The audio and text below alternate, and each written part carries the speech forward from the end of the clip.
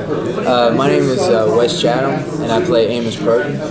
Amos, that's a cool name. I like that name. Amos. And you know what's interesting is it's not his real name.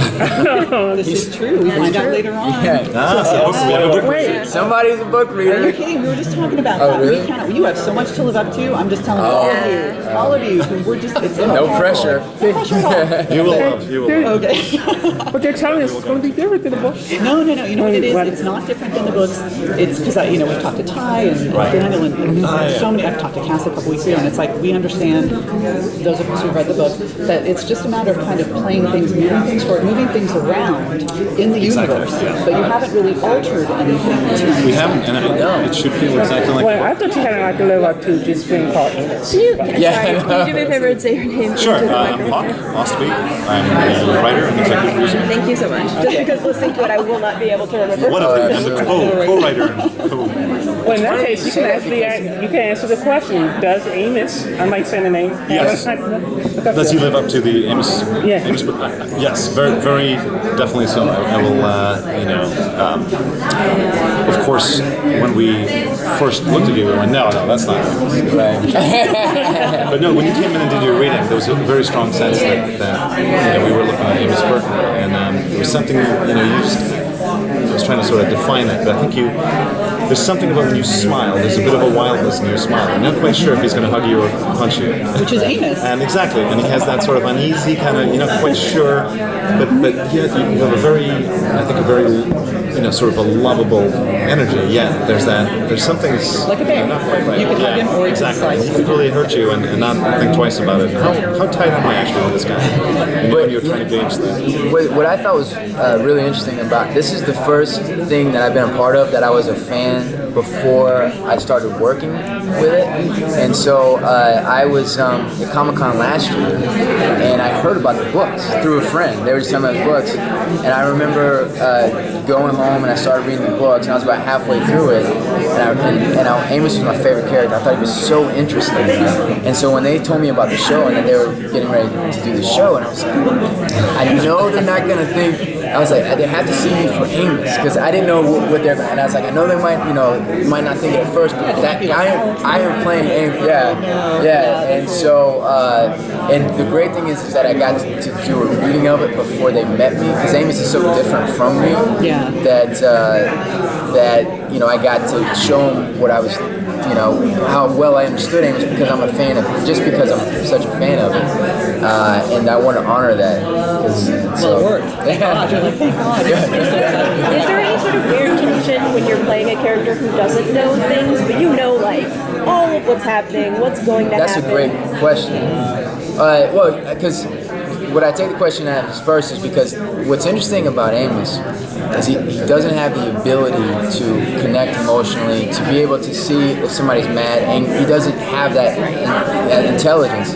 So to prepare for that, to get into that, because we do so many things socially. Even right now, you're listening to me, you're smiling. So we do so many things to make it not awkward, to make things socially connect and make sense. But Amos doesn't have those things. So in preparation, I had to let all the things that I do to make things pleasant, or to the social lubricant that we do, I had to get rid of all those things. And The interesting thing too, is that with Amos as a character, as well as Naomi and Alex, you don't have a chapter. It's not a holding point of view. So we only see you through everyone else's reactions with you, and it's exactly that. People react and say, "Well, Amos is standing there very casually by the door with that giant gun.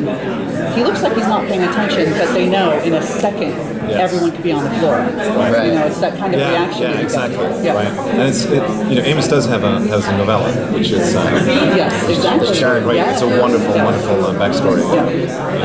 Yeah. We know the name. And How much of those other backstory parts do you pull into this We season? do a little bit. That's the thing I was just saying earlier, that it's, one of the things about adapting this, it's such a rich and immersive world, and we love the book so much. And how do you, transferring it from the book into a screen with the limitations and the added things you get, how do you not screw it up? And how do you get those little gems in there? For example, the Epstein drive. Do you remember that? Yeah. Oh, yeah. And if you stare out into space, you can still see the guy who invented the Epstein drive. He's like that. And that's such a really cool thing. And how do you get it in there, but making it sort of an organic edition rather than having two people talk about it. Hey, you know that guy Epstein is still up there, or somebody looking through a scope. And so we try to do here and there. We do little structural kind of shifts where we pick up a little bit of a backstory and then slip you into it. And Cass also said that that from his perspective, looking at the series, reading the books too, as much as he has, because he wants to be spoiler free, that this is it's a future that is really scarily plausible. You know, it's like you see so much sci-fi, like Star Trek, and you know, it's so far in the future. Everyone's like almost uniform and standardized, whereas this is, like you said, very organic. And you know, there's conflict still. There's race and colonies and planetary exactly conflict. what drew us to it. When we put the book down, it was like, this is what we've been looking for, because so much of the sci-fi that we have read becomes lost in the technology. It's more about the coolness of the technology, but people get lost in and this was about people. It was about where we are now and where we're going to be, and you're right, and it was spacey through the eyes of a truck driver and a beat cop, which you'd never really kind of seen. I mean, in space, exactly, everybody wore the same uniform, and you have people making these grand speeches, and you have a bunch of guys who are and to Hawk's credit, so because I was a fan of it, and I was a little bit skeptical when they sent the script, because there's been so many times that you guys probably love books, and they turn it, they lose it, they lose what makes it special. But when I read the script, I was blown away because it captured and it realized it in its highest level of what it could be on screen. And so I feel like it fulfilled its highest potential in service to that. So I was really excited. But they did a great job of bringing those $20 I paid. Can you what is the? I mean, you were just talking about something I was going to ask, was the challenge to highlight character over gadgetry and all that kind of stuff. How do you keep that going and not lose the character? Wait, you mean to how do you keep the characters in the forefront and the character studies in the forefront?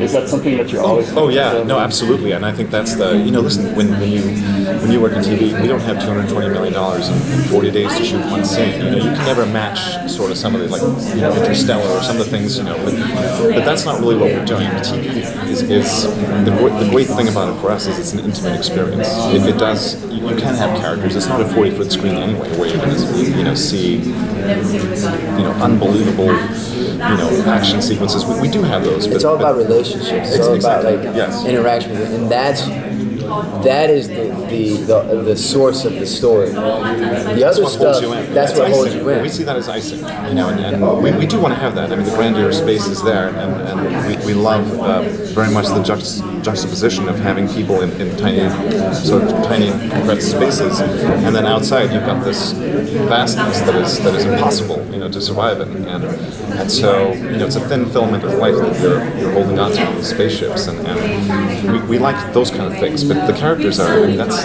what you got, and that's really what the books, And then